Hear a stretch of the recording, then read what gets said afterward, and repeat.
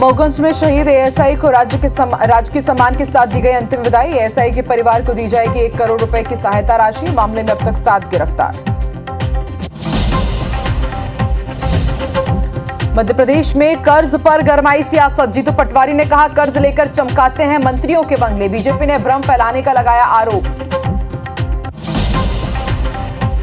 भोपाल में धारदार हथियार से युवक की हत्या। हमले में 2 किन्नर भी गंभीर घायल। इधर सीधी में जमीन विवाद में बुजुर्ग की हत्या। परिजनों ने किया चक्का जाम। हरदा में पूर्व सीएमओ समेत 3 कर्मचारियों पर एफआईआर। 5 साल पहले 6 फाइलें गायब होने पर कार्रवाई। हाईकोर्ट के आदेश पर वर्तमान सीएमओ ने दर्ज कराया केस।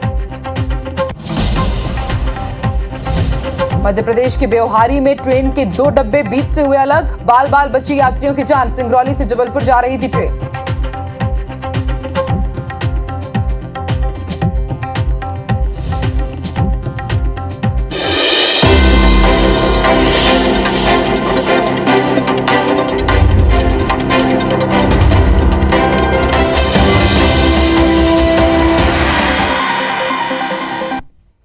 नमस्कार, बहुत स्वागत है आप सभी का। आप देख रहे हैं आईबीसी 24। मैं हूं आपके साथ आकांक्षा पांडे। शाम के 7 बज चुके हैं और समय हो गया है मध्य प्रदेश की बड़ी खबरों का। तो चलिए सिर्फ 24 मिनट में जानेंगे कि आज मध्य प्रदेश में क्या हुआ। सबसे पहले बात कर लेते हैं मऊगंज में हुए बवाल की।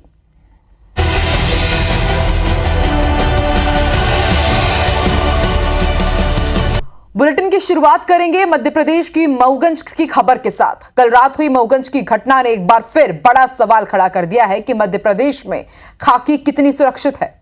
मऊगंज में युवक की हत्या की सूचना पर कार्रवाई करने गई पुलिस की टीम पर ग्रामीणों ने हमला कर दिया। हमले में घायल एएसआई रामचरण गौतम की मौत हो गई, जबकि 10 घायल हैं। 7 लोगों की गिरफ्तारी हो चुकी है। वहीं सीएम डॉक्टर मोहन यादव ने ऐलान किया है कि एएसआई को शहीद का दर्जा दिया जाएगा। 1 करोड़ रुपए की परिवार को आर्थिक सहायता दी जाएगी और परिवार के एक सदस्य को अनुकंपा नियुक्ति भी। तो आखिर मयूगंज में ये घटना क्यों हुई, अब तक इस पूरे मामले में क्या हुआ है, देखिए इस रिपोर्ट में। शनिवार को पुराने विवाद के चलते आदिवासी समाज के कुछ लोगों ने दूसरे समाज के युवक सनी द्विवेदी की पीट कर बेरहमी से हत्या कर दी।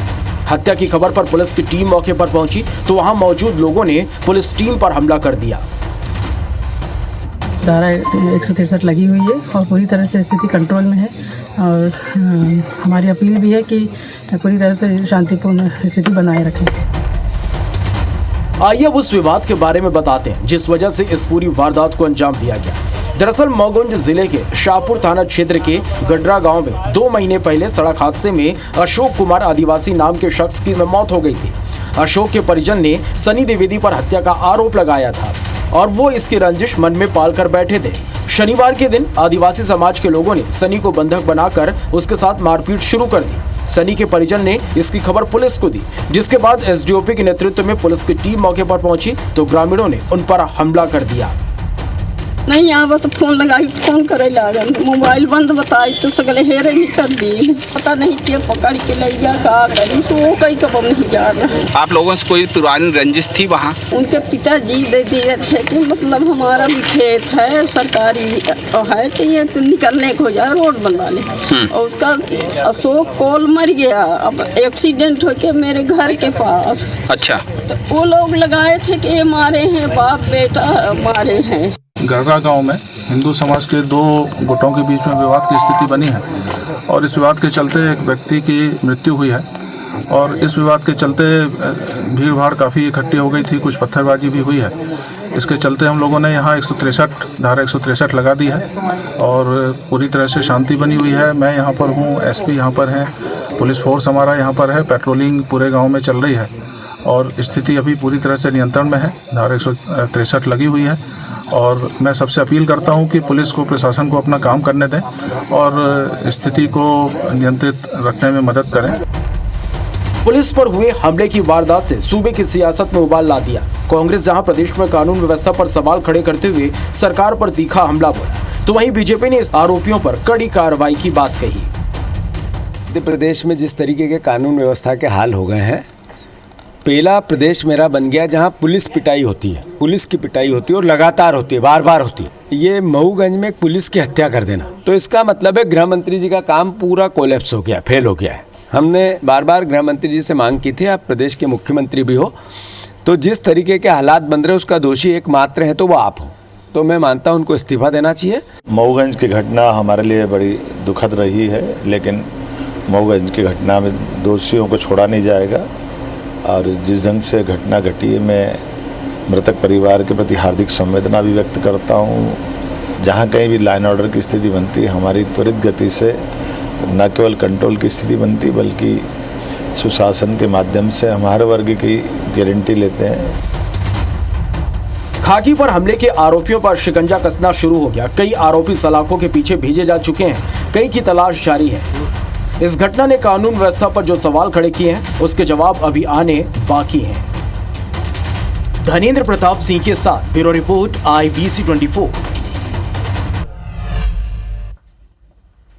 मऊगंज हिंसा में शहीद हुए ASI रामचरण गौतम का पार्थिव शरीर जब उनके गृहग्राम सतना जिले के पवैया गांव पहुंचा तो पूरा गांव गमगीन हो गया। तिरंगे में लिपटे शहीद के पार्थिव शरीर को देख परिजनों का रो रो कर बुरा हाल था। गांव के हर व्यक्ति की आंखें नम थी और सभी ने अपने इस वीर सपूत को अश्रुपूरित श्रद्धांजलि दी। शहीद ASI रामचरण गौतम 8 महीने बाद रिटायर होने वाले थे। इसे लेकर परिवार में उत्सव की तैयारी चल रही थी, लेकिन इस घटना ने सारी खुशियों को मातम में बदल दिया। पार्थिव देह को कलेक्टर SP ने कंधा दिया। राज्य मंत्री प्रतिमा बागरी समेत कई अधिकारियों की मौजूदगी में पूरे राजकीय सम्मान के साथ उनका अंतिम संस्कार किया गया। ASI रामचरण गौतम के 3 बेटे और 2 बेटियां हैं। 2 बेटों और दोनों बेटियों का विवाह हो चुका है। शहीद के बड़े भाई रामजी गौतम पुलिस विभाग से सब इंस्पेक्टर के पद से रिटायर हो चुके हैं, जबकि छोटे भाई नगर सैनिक के रूप में सेवा दे रहे हैं। ग्रामीणों ने सरकार से उनके परिवार को उचित सहायता और सम्मान दिए जाने की मांग की है। CM डॉक्टर मोहन यादव ने ऐलान किया है कि परिजनों को 1 करोड़ रुपए की आर्थिक सहायता दी जाएगी और परिवार के सदस्य को अनुकंपा नियुक्ति भी। संवेदनाएं व्यक्त करने के लिए हम आए हैं, तो मैं भी आया हूं और हम हर स्तर पर उनका परिवार के साथ है और जो भी उनका सहायता राशि, जो भी सहायता संबल जो हमारा जिला प्रशासन से होगा, जो शासन से होगा, उसको एक्सपेडिट किया जाएगा। यहाँ पर अभी उनका पार्थिव शरीर यहाँ पहुँचा है। अभी अंतिम जो क्रियाकलाप हैं वो परिवारजनों के द्वारा किए जा रहे हैं। उसके बाद में यहाँ पर जो है संपूर्ण प्रोटोकॉल के साथ में और राजकीय सम्मान के साथ में उनका अंतिम संस्कार किया जाएगा। पूरी की पूरी संवेदनाएं सरकार की उनके साथ है और जितना हो सकेगा उनके परिवार के साथ पूरा का पूरा शासन और प्रशासन खड़ा रहेगा और जो सहायता की जा सकेगी वो हम करेंगे। सरकार से यही मांग करते हैं कि हमारे घर में अब तो कोई है कमाने वाला है नहीं, तो एक सर्विस चाहिए और पुलिस सभी सैनिक दल को। तो मऊगंज में खाकी पर हमला हुआ जिसमें एक ASI की मौत हो गई है। अभी मऊगंज में क्या हालात हैं, ज्यादा जानकारी के लिए हमारे साथ जुड़ चुके हैं संवाददाता धनेंद्र प्रताप सिंह, जो लगातार ग्राउंड जीरो से हम तक हर एक रिपोर्ट पहुंचा रहे हैं। धनेंद्र, बताइए अभी मऊगंज में किस तरह के हालात हैं? कल हमने देखा था किस तरह से रात में भीड़ उग्र होती है, ASI को मौत के घाट उतार दिया गया। कई जो दूसरे अधिकारी हैं वो भी इस पूरी वारदात में गंभीर रूप से घायल हुए थे, उनकी क्या स्थिति है और अभी सुरक्षा व्यवस्था को लेकर के कैसे हालात वहां पर है, कैसी तैयारी है?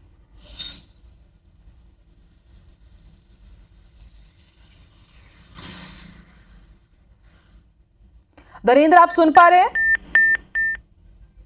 चलिए, फिलहाल धनेंद्र से हमारा संपर्क नहीं हो पा रहा है और आपको बता दें कि ASI को राजकीय सम्मान के साथ पंचतत्व में विलीन कर दिया गया है। हत्या की सूचना पर पुलिस की टीम मौके पर पहुंची थी और हमले में घायल ASI की इलाज के दौरान मौत हो गई।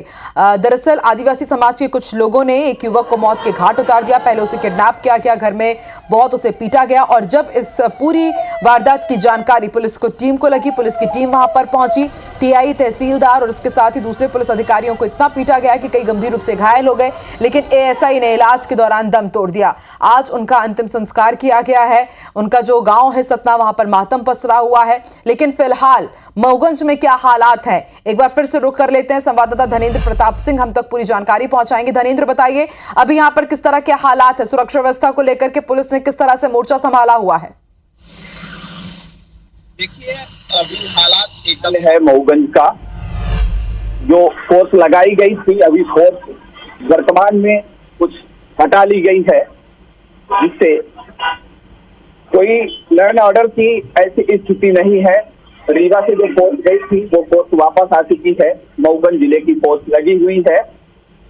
गांव का जो स्थिति है वो सामान्य, मृतक युवक का अंतिम संस्कार किया जा चुका है। अंतिम संस्कार में डीआईजी सहित कमिश्नर और स्थानीय विधायक प्रदीप पटेल भी पहुंचे थे। साथ में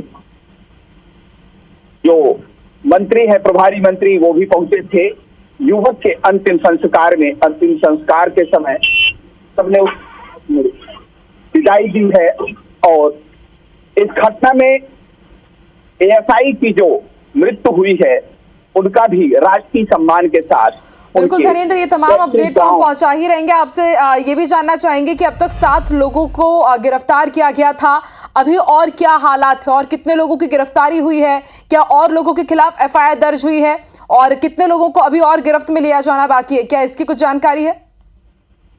देखिए, आपको बता दें, घटना के बाद से ही लगातार पुलिस जांच कर रही है, जिसमें 7 लोगों को गिरफ्तार किया गया, 8 लोगों को गिरफ्तार किया गया था, जिसमें से 1 लोग को छोड़ दिया गया है और 7 लोगों को अभी भी गिरफ्तार करके पुलिस ने रखा है और गांव में दबिश दी जा रही है, सर्चिंग की जा रही है।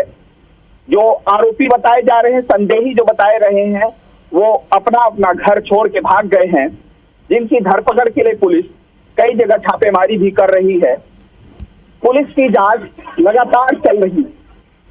संदेहियों को पकड़े जाने के लिए पुलिस लगातार अपने खुफिया तंत्र का उपयोग भी कर रही है और हर संभव प्रयास किया जा रहा है कि जल्द से जल्द और लोगों को गिरफ्तार किया जाए।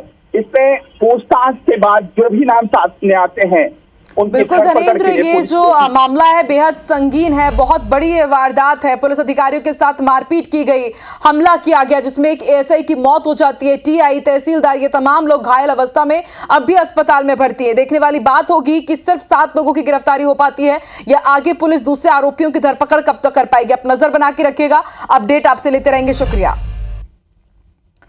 चलिए कुछ दूसरी खबरों का रुख करते हैं। मध्य प्रदेश सरकार 19 मार्च को एक बार फिर कर्ज लेने जा रही है। राज्य सरकार बाजार से 6000 करोड़ का कर्ज लेगी।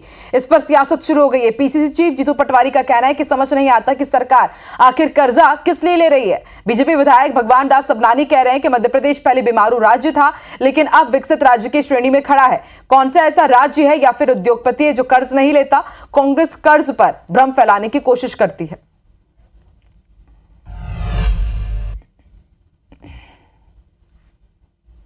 प्रदेशवासियों, 5 लाख करोड़ रुपए का कर्ज हो गया। 5 लाख करोड़ रुपए ने हर व्यक्ति पर जो आज पैदा हुआ और जिसकी आज मृत्यु होगी उस पर 60,000 करोड़ रुपए, 60,000 रुपए का कर्ज। अब आप देखो कि कर्ज लेते हैं तो करते क्या है? हजारों करोड़ रुपए मंत्रियों के बंगलों के रखरखाव के कर दिया। मध्य प्रदेश का तेजी के साथ विकास हो रहा है। बीमारू राज्य से निकल करके मध्य प्रदेश आज विकसित राज्यों की श्रेणी में खड़ा हो गया है। कौन सा ऐसा राज्य है जो ऋण नहीं लेता? कौन सा ऐसा उद्योगपति है जो ऋण नहीं लेता? इस तरीके की बातें करके क्यों भ्रम फैलाने का काम करते हो?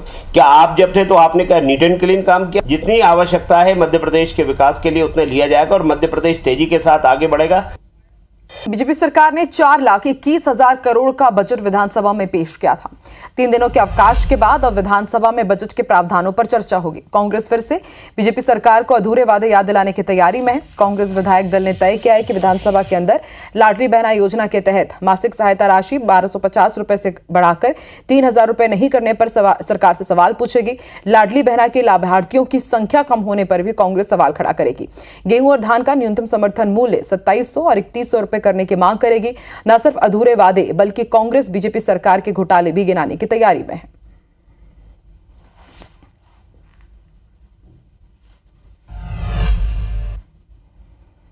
चालू वित्तीय वर्ष यानी कि साल 2024-25 में अगर आपने नगर निगम का प्रॉपर्टी टैक्स जमा किया है तो अपनी रिसिप्ट संभाल कर रख लीजिए, नहीं तो आपको दोबारा टैक्स जमा करना पड़ सकता है। यह हम इसलिए कह रहे हैं क्योंकि भोपाल नगर निगम में संपत्ति टैक्स को लेकर घोटाला सामने आया, जिसमें नगर निगम के 4 कर्मचारियों ने वार्ड 63 में संपत्ति करके 12 लाख रुपए की वसूली तो की, लेकिन निगम के खजाने में जमा नहीं कराए। मामले का खुलासा एक वरिष्ठ कंप्यूटर ऑपरेटर ने किया, जिसके बाद निगम प्रशासन अब आनन फानन में सभी टैक्स पेयर्स के अकाउंट का ऑडिट करेगा।